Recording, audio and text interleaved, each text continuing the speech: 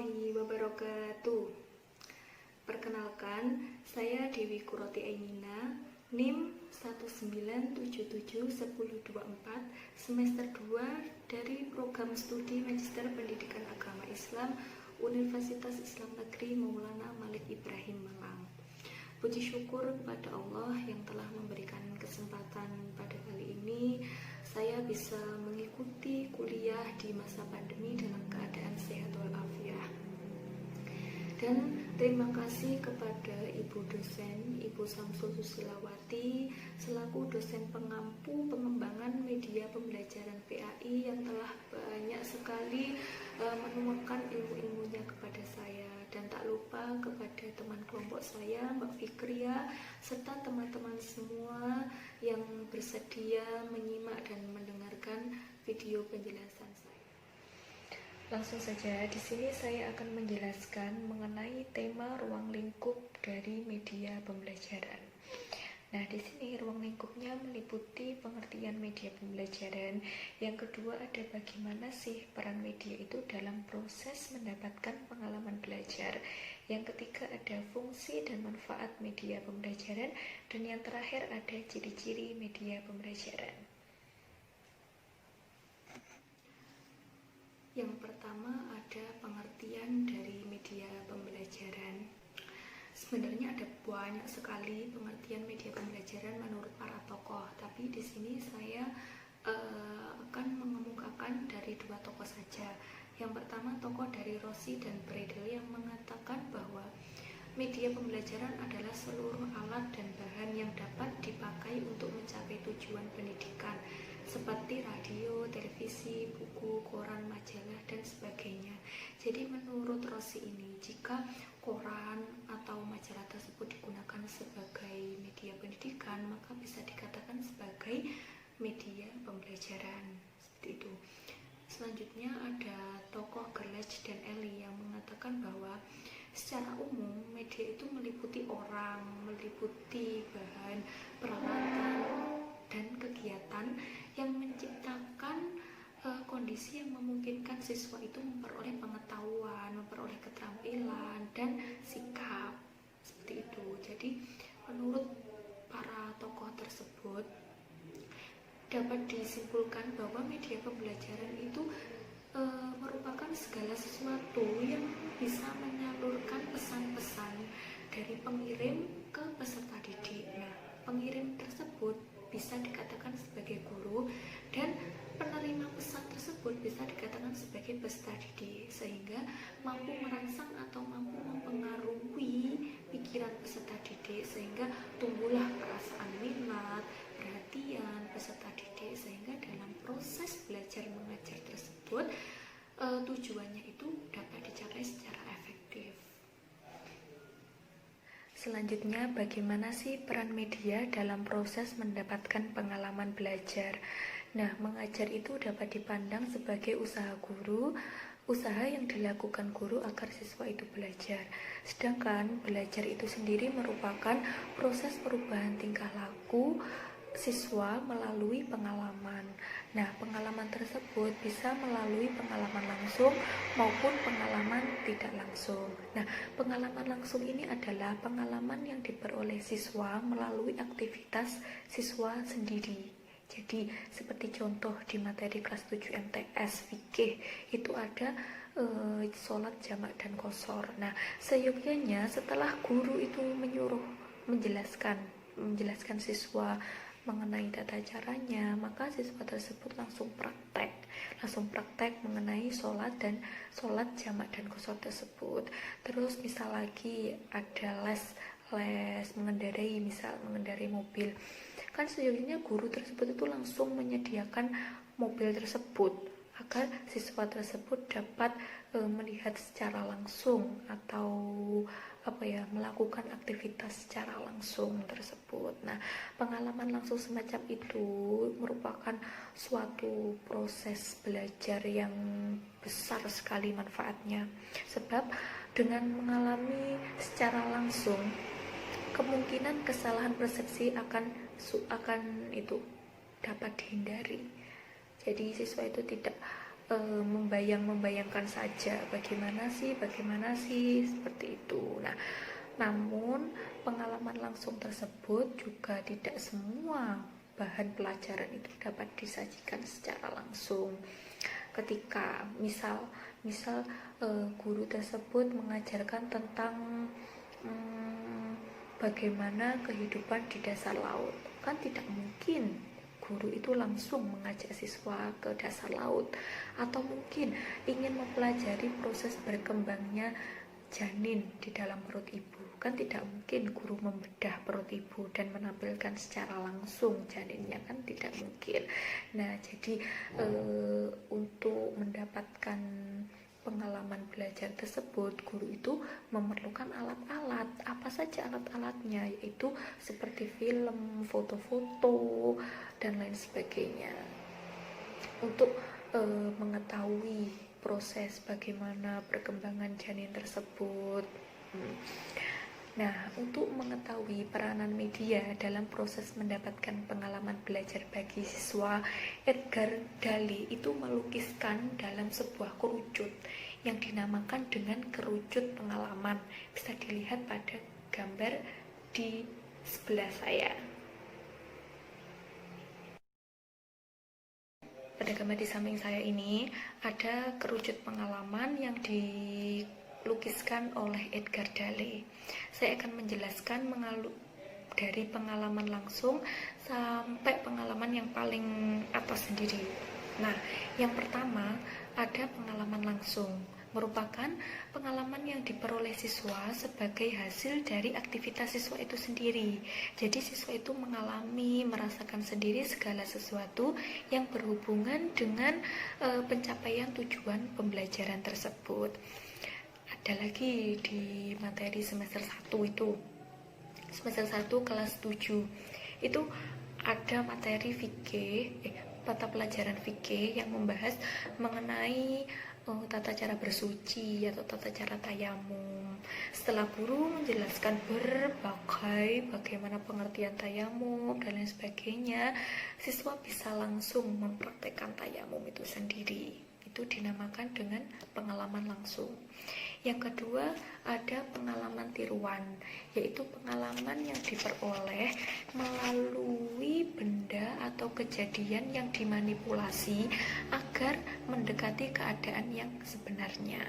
Nah, pengalaman tiruan ini sudah bukan lagi pengalaman langsung, akan tetapi dengan benda-benda tiruan yang hampir mirip dengan aslinya, seperti itu.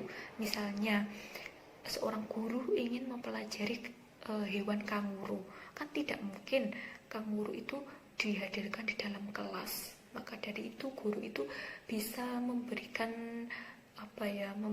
sebuah kanguru-kanguruan dari plastik atau lain sebagainya. Selanjutnya ada pengalaman melalui drama, yaitu pengalaman yang diperoleh dari kondisi dan situasi yang diciptakan melalui drama atau bermain peran. Nah, dengan menggunakan skenario, tentunya itu menggunakan skenario dengan tujuan yang hendak dicapai. Jadi skenario drama tersebut itu yang pasti agar tujuan pembelajaran tersebut dapat tercapai. Ada juga di materi fikih kelas 8 itu ada haji dan umroh. Terus ada materi di kelas 9 itu ada mengurus jenazah. Terus materi di kelas 11 itu ada nikah, akad nikah. Itu bisa, guru itu bisa memberikan skenario yang nantinya siswa itu drama, kayak bermain peran. Guru membuat miniatur Ka'bah, nanti praktek manasik haji seperti itu. Terus praktek mengurus jenazahnya itu dipakein boneka sebagai ilustrasi seperti itu.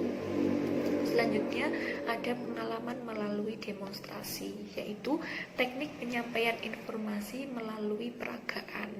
Jadi kalau pengalaman melalui drama tersebut siswa sendiri yang melaksanakan drama tersebut, akan tetapi jika melalui demonstrasi siswa itu melihat seseorang itu memperagakan memperagakan kejadian tersebut. Selanjutnya ada pengalaman wisata, yaitu pengalaman yang diperoleh melalui kunjungan siswa ke suatu objek yang ingin dipelajari. Nah, melalui wisata, siswa dapat mengamati secara langsung, terus bisa mencatat, menyusunnya dalam sebuah makalah atau cerita yang disesuaikan dengan tujuan kegiatan pembelajaran tersebut. Selanjutnya ada pengalaman melalui pengalaman melalui pameran. Nah, pameran ini adalah usaha untuk menunjukkan hasil karya. Nah, melalui pameran, siswa ini bisa mengamati secara langsung, misalnya mengamati pameran batik seni lukis. Pokoknya secara langsung siswa itu mengamati, seperti itu. Selanjutnya, pengalaman melalui televisi merupakan pengalaman yang tidak langsung, sebab televisi tersebut merupakan sebuah perantara. Nah, melalui televisi tersebut, siswa dapat menyaksikan beberapa peristiwa yang ditayangkan dari jarak jauh sesuai dengan program yang dirancang. Misalnya nih, di program-program TV-TV itu kemarin kan di masa pandemi juga ada di TVRI ditayangkan pembelajaran daring di TVRI bagi jam sekian sampai jam sekian untuk anak siswa SD, jam sekian sampai sekian untuk anak MTS atau SMP. Nah, itu bisa melalui TV. Terus selanjutnya ada pengalaman melalui gambar hidup dan film. Nah, gambar hidup atau film ini merupakan rangkaian gambar mati yang diproyeksikan pada layar dengan kecepatan tertentu. Misal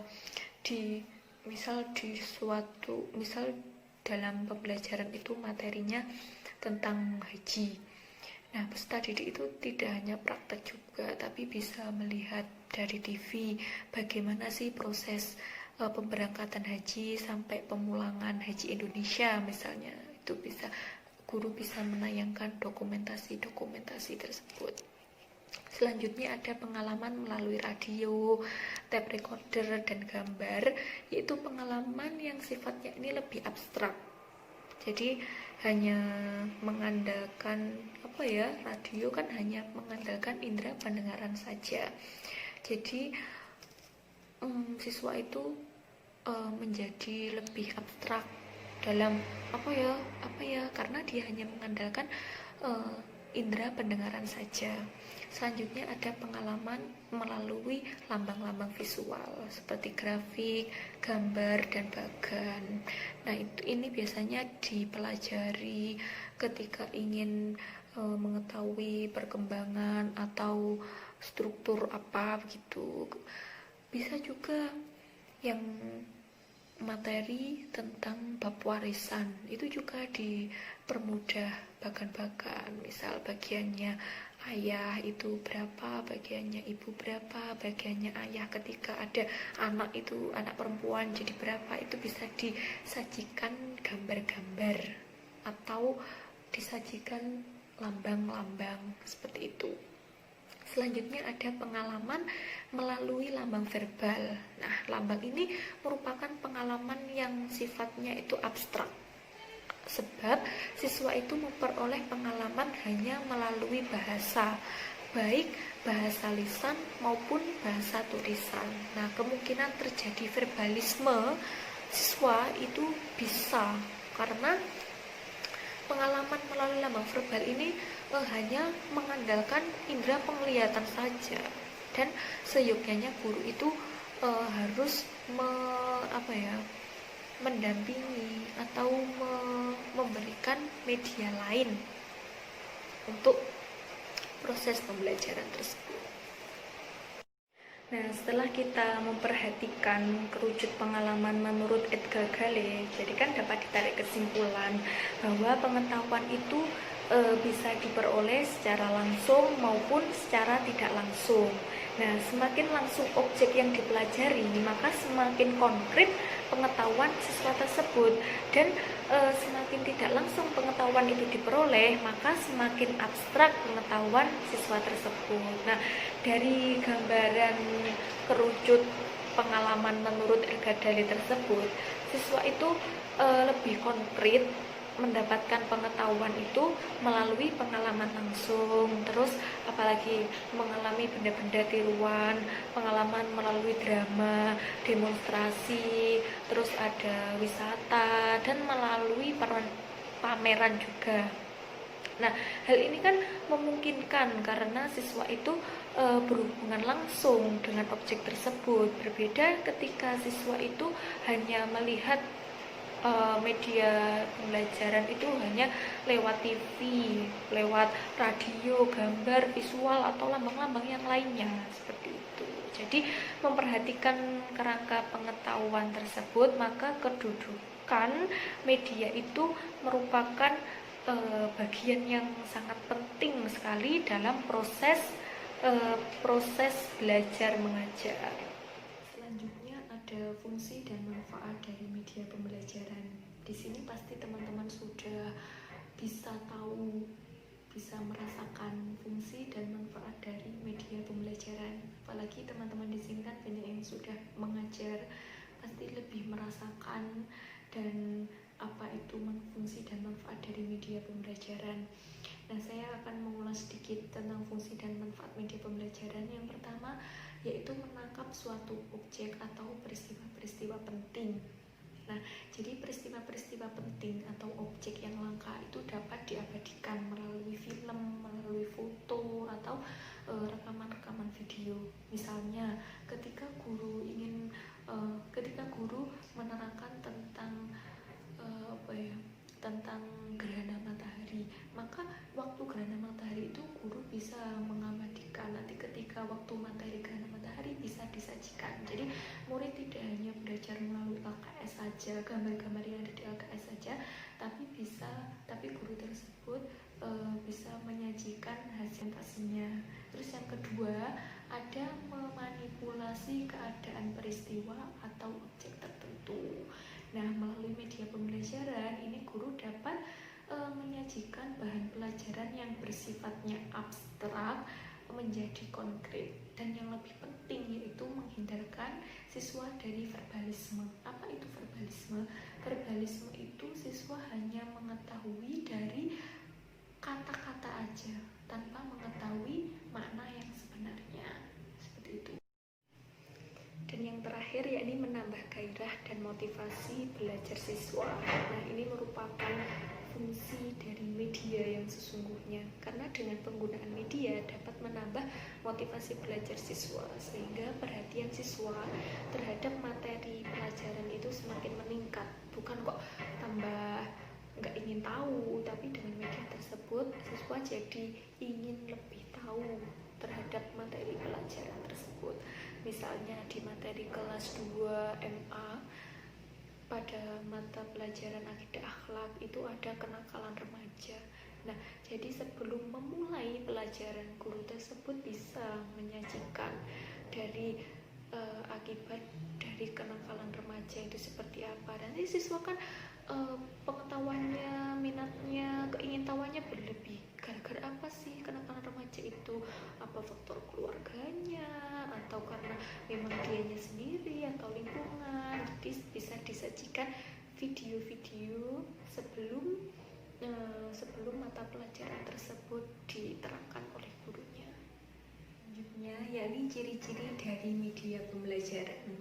Nah, saya mengutip dari bukunya Azhar Arsyad yang merupakan petunjuk mengapa media itu digunakan dan apa-apa aja yang dapat digunakan media yang memungkinkan guru tersebut tidak mampu atau kurang efektif dalam melakukannya. Yang pertama ada ciri fiksatif. Ciri fiksatif ini merupakan kemampuan media merekam, menyimpan, melestarikan, dan mengkonstruksi suatu peristiwa. Jadi suatu peristiwa itu diatur demikian rupa, disusun dalam video atau foto-foto, audio, film, dan lain sebagainya, sehingga siswa itu dapat dipelajari seperti ingin mempelajari peristiwa-peristiwa sejarah atau yang lainnya. Yang kedua ada ciri manipulatif. Nah, ciri ini merupakan kejadian yang bertahun-tahun dapat disajikan dalam waktu yang beberapa menit saja kepada peserta didik. Nah, jadi banyak kan peristiwa yang mungkin sulit dipahami oleh peserta didik. Nah, itu dengan mudahnya dengan media pembelajaran bisa disajikan kepada siswa. Selanjutnya ada ciri distributif. Nah, ciri distributif ini dari media memungkinkan suatu objek atau kejadian ini ditransformasikan melalui ruang dan secara bersamaan kejadian tersebut disajikan kepada siswa dengan stimulus pengalaman yang sama. Seperti contoh, penggunaan flash disk ini dapat memudahkan guru dalam mentransformasikan seluruh materinya ke dalam flash disk tersebut. Maka dengan begitu materi-materi pelajaran dapat terjaga. Demikian video penjelasan dari saya mengenai ruang lingkup dari media pembelajaran. Nah, untuk materi selanjutnya yaitu klasifikasi media pembelajaran akan dijelaskan oleh teman kelompok saya yaitu Mbak Fikria. Channelnya ada di bawah ini. Nah, demikian, apabila ada salah kata mohon dimaafkan dan koreksi yang membangun sangat saya perlukan. Sekian, wassalamualaikum warahmatullahi wabarakatuh.